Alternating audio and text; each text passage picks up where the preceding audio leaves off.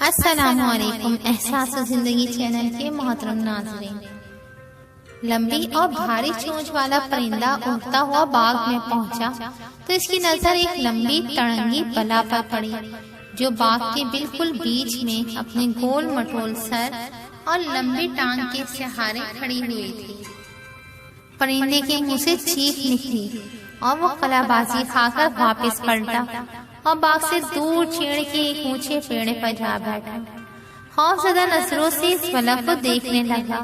باغ کے ایک کونے میں بوڑھے مالی نے پرندے کو خوف زدہ ہو کر بھاگتے دیکھا تو اس کے چہرے پہ مسکراہٹ پھیل گئی۔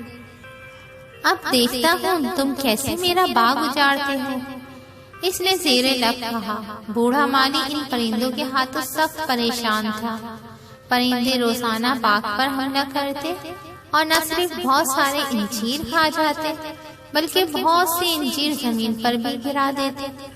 بیچارہ مالی اور اس کا کم عمر بیٹا سارا دن ہو ہو ہا ہا کر کے شور مچاتے اور خالی کنستر پیٹتے رہتے تاکہ پرندے باغ سے دور رہیں۔ آج بوڑھے مالی کو قصبے کے بازار جانا تھا۔ بوڑھے مالی کی غیر موجودگی میں باغ کی نگرانی اس کے بیٹے کو کرنی تھی، مگر پچھلی رات سے اسے بخار تھا اور کمزوری کی وجہ سے وہ بستر سے اٹھ بھی نہیں سکتا تھا۔ بوڑھا مالی باغ کے پرندوں کو اجاڑنے کے لیے یوں ہی نہیں چھوڑ سکتا تھا، مگر انگور اور انجیر بھی قصبے پہنچانا ضروری تھے۔ آخر اس نے ایک پرانا حربہ آزمانے کا فیصلہ کیا۔ اس کے لیے اس نے 2 لکڑیاں لیں، ایک لمبی اور دوسری سے نسبتاً چھوٹی، چند کپڑوں کی دھجیاں اور ایک رسا۔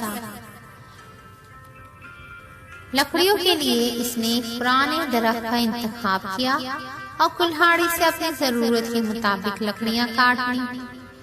رسا اسے باغ سے ہی مل گیا۔ دھجیوں کے لیے اسے کچھ کوشش کرنا پڑی۔ آخر وہ چند پھٹے پرانے کپڑے ڈھونڈنے میں کامیاب ہو ہی گیا۔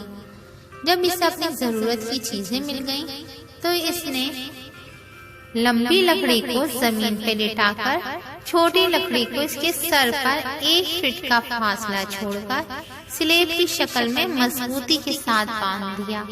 اب اس نے لمبی لکڑی کا 1 فٹ حصہ جو چھوڑا تھا وہاں کپڑوں کی دھجیاں لپیٹنی شروع کر دی۔ جب دھجیاں ایک گول چہرے کی شکل اختیار کر گئیں تو اس نے آنکھوں کی جگہ 2 سوراخ کر دیے۔ یہاں سے 2 کالی دھجیاں ٹھونس دیں، نیچے منہ کی جگہ ایک چوڑا کٹ لگایا اور اس نے ایک سرخ کپڑا ٹھونس دیا، لیکن اس کا کچھ حصہ باہر رہنے دیا، گویا اس گول چہرے کی زبان تھی۔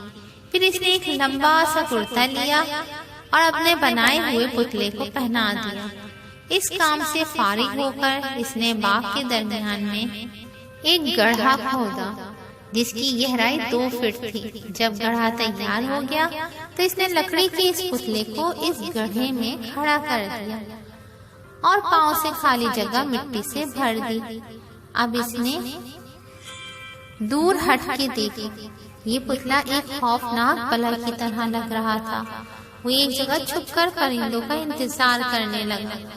پھر مالی نے ایک پرندے کو ادھر آتے ہوئے دیکھا۔ پرندہ اس خوفناک بلا کو دیکھ کر واپس بھاگ نکلا تھا۔ بوڑھے مالی نے اطمینان کا سانس لیا اور انجیر اور انگور کے ٹکڑے چھکڑے پر لاد کر قصبے کی طرف روانہ ہو گیا۔ بھوک سے بے تاب پرندے نے مالی کو قصبے کی جانب جاتے دیکھا تو وہ پھر باغ کی طرف نکلا۔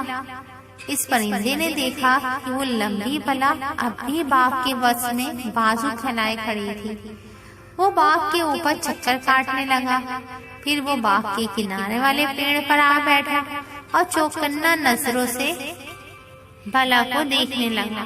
پھر وہ نیچے آیا اور تیزی سے ایک شاخ سے انجیر لے اڑا اور دور ایک اونچی درخت پر بیٹھ کر انجیر کھانے لگا۔ اس نے دیکھا وہ بلا اپنی جگہ بے حس و حرکت کھڑی تھی، صرف اس کے کپڑے ہوا سے ہل رہے تھے۔ وہ دوبارہ نیچے آیا اور ایک اور انجیر لے اڑا۔ اس بلا نے اب بھی اپنی جگہ سے حرکت نہ کی تو اس کا حوصلہ بڑھ گیا۔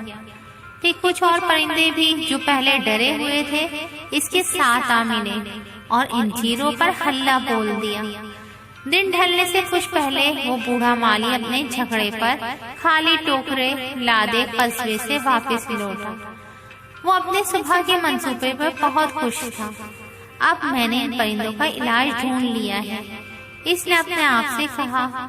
لیکن جب وہ اپنے باغ میں پہنچا تو ایک عجیب نظارہ اس کا منتظر تھا۔ پرندے اس کے بنائے ہوئے پتلے کے بازوؤں پر بیٹھے انجیریں نگل رہے تھے۔ کچھ پرندے اس کے گول سر میں چونچے مار رہے تھے، جس سے دھجیوں کے ٹکڑے ہوا میں اڑ رہے تھے۔ بوڑھے مالی نے اپنا سر پیٹ لیا۔ وہ چیختا ہوا پرندوں کی طرف جھپٹا تو چلاک پرندے فضا میں پرواز کر گئے۔ یہ 2020 کے پرندے تھے۔